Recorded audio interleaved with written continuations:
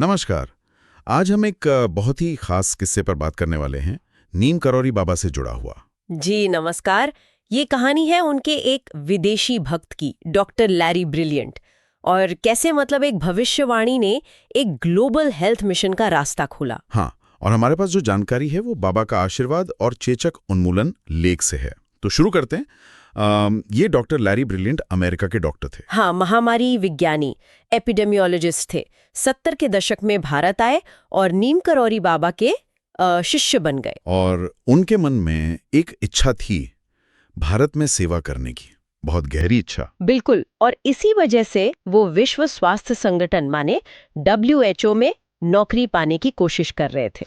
पर हो नहीं पा रहा था। कई बार अप्लाई किया, लेकिन हर बार निराशा ही हाथ लगी। स्रोत बताते हैं कि वो काफी हताश हो गए थे इससे। हाँ, ये स्वाभाविक भी है। जब आप कुछ करना चाहते हैं और रास्ता नहीं मिलता तो निराशा होती है। तो एक दिन वो इसी परेशानी में बाबा के पास गए और कहा, बाबा मैं सेवा करना चाहता हूँ, यहाँ लोगों के लिए कुछ करना चाहता हूँ, पर ये WHO वाले मुझे नौकरी नहीं दे रहे।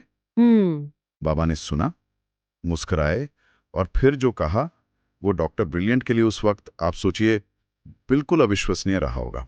क्या कहा बाबा ने? बाबा बोले, चिंता मत कर, तू WHO में ही काम करेगा। हाँ। यहां तक तो चलो ठीक है, पर फिर जोड़ा, और तू चेचक जैसी गंभीर बीमारी को मिटाने में मदद करेगा। चेचक? स्मॉल पॉक्स मतलब खास तौर पे बीमारी का नाम लिया। हाँ, खास तौर पे चेचक का। और फिर ये भी कहा, पत्र आएगा, तू तैयारी कर।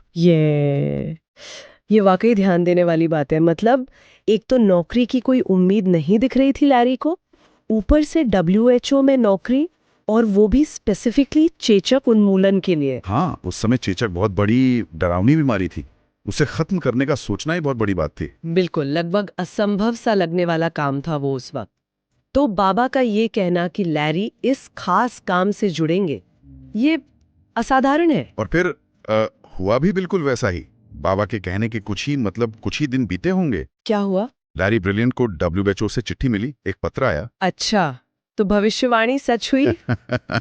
हाँ जी, उन्हें भारत में जो सघन चेचक उन्मूलन कार्यक्रम चल रहा था, जो स्मॉल पॉक्स एरेडिकेशन प्रोग्राम था, उसका हिस्सा बनने के लिए चुन लिया गया। वाह, मतलब जिस चीज की वो उम्मीद लगभग छोड़ चुके थे और जिस खास मिशन का जिक्र बाबा ने किया था, वही हुआ। एग्जैक्टली वही प्रोग्राम जिसका मकसद पहले भारत से और फिर पूरी दुनिया से चेचक को जड़ से मिटाना था। हाँ, और ये समझना जरूरी है कि ये कोई छोटा मोटा प्रोग्राम नहीं था। WHO का ये अभियान मानव इतिहास का शायद सबसे सफल पब्लिक हेल्थ मिशन माना जाता है। बिल्कुल। भारत जैसे बड़े देश में इसे चलाना कितना मुश्किल रहा होगा, पर डॉक्टर ब्रिलियंट और पूरी टीम ने जी जान लगा दी, और नतीजा हम सब जानते हैं। हाँ, 1980 में WHO ने दुनिया को चेचक मुक्त घोषित कर दिया। पहली और आज तक की अकेली ऐसी बीमारी जिसे इंसानों ने पूरी तरह खत्म कर दिया है। बिल्कुल। तो लैरी ब्रिलियंट जिस काम से जुड़े, वो सिर्फ एक नौकरी नहीं थी, वो तो एक ऐतिहासिक वर्ल्ड चेंजिंग मिशन था। सही बात है। और लैरी ब्रिलियंट ने खुद बाद में इस पर कहा भी है, उनके शब्द थे, यह सिर्फ नौकरी नहीं थी, यह बाबा का आशीर्वाद था। वे दुनिया के जानने से पहले ही जानते थे। ये लाइन बहुत गहरी है। वे दुनिया के जानने से पहले ही जानते थे। ये उस भरोसे को दिखाता है, उस विश्वास को जो उन्हें बाबा से मिला। तो इस किस्से से हम क्या निष्कर्ष निकाल सकते हैं? स्रोत के हिसाब से देखें तो ये बाबा की, क्या कहें, दूरदर्शिता या शायद उनके आशीर्वाद की शक्ति को दिखाता है। हाँ, और साथ ही सेवा के विचार पर भी जोर देता है कि अगर कोई सच्चे मन से सेवा करना चाहे तो रास्ते बन जाते हैं। बाबा हमेशा निस्वार्थ सेवा की बात करते थे। बिल्कुल। स्रोत यही इशारा करता है कि सच्ची इच्छा हो तो मदद मिलती है। और आखिर में ये कहानी हमें सोचने पर मजबूर करती है कि ये जो आध्यात्मिक मार्गदर्शन है या विश्वास है, उसका असल दुनिया में जमीनी हकीकत पर, खासकर इतने बड़े मानवीय कामों में क्या असर हो सकता है।